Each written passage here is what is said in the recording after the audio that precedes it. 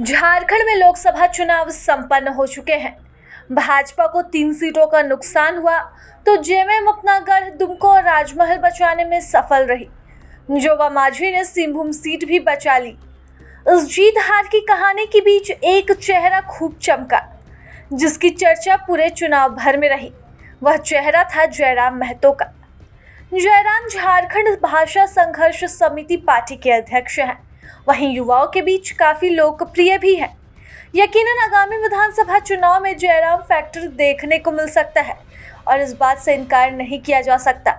ऐसा हम नहीं बल्कि लोकसभा चुनाव में जयराम की पार्टी का प्रदर्शन कह रहा है। 29 साल के जयराम सहित उनके पार्टी के 8 उम्मीदवार इस लोकसभा चुनाव में खड़े हुए थे।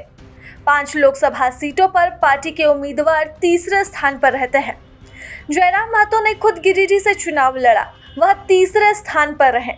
चुनाव में उनके प्रदर्शन का अंदाजा इस बात से लगाया जा सकता है कि वह जेएमएम के दिग्गज नेता मथुरा महतो से मात्र 20,000 वोट पीछे थे। सिर्फ जयराम ही नहीं बल्कि पार्टी के अन्य उम्मीदवारों ने भी इसी तरह से शानदार प्रदर्शन किया और मुकाबले को दिलचस्प बनाए रखा। लोकसभा चुनाव में निर्दलीय ही उतरी जयराम महतो और उसकी पार्टी की टीम ने सदस्यों का झारखंड की जनता ने दिल खोलकर स्वागत किया।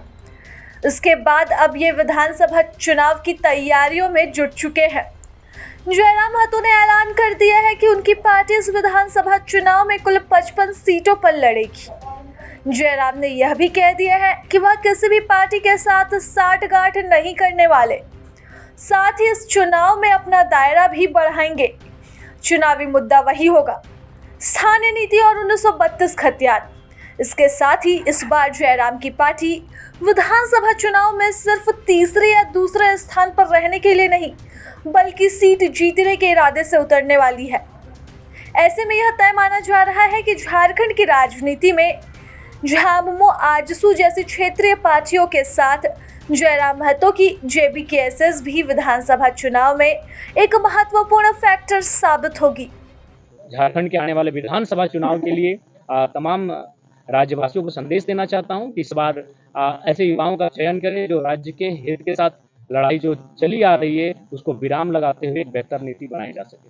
आपकी सवाल है। तो आप लोग विधानसभा में क्या रणनीति है आप लोग चुनाव लड़ने का? देखिए, विधानसभा के चुनाव हम लोग प्रयास करेंगे कि बहुमत की सीटों पे लड़े। यानी मान के चलिए हम लोग 8 लोकसभा की सीटों पे चुनाव लड़े थे, तो 8 6 48, शायद चतरा और हजारीबाग में 5 यानी 40 सीटें तो हमारे अंडर आ ही रही हैं।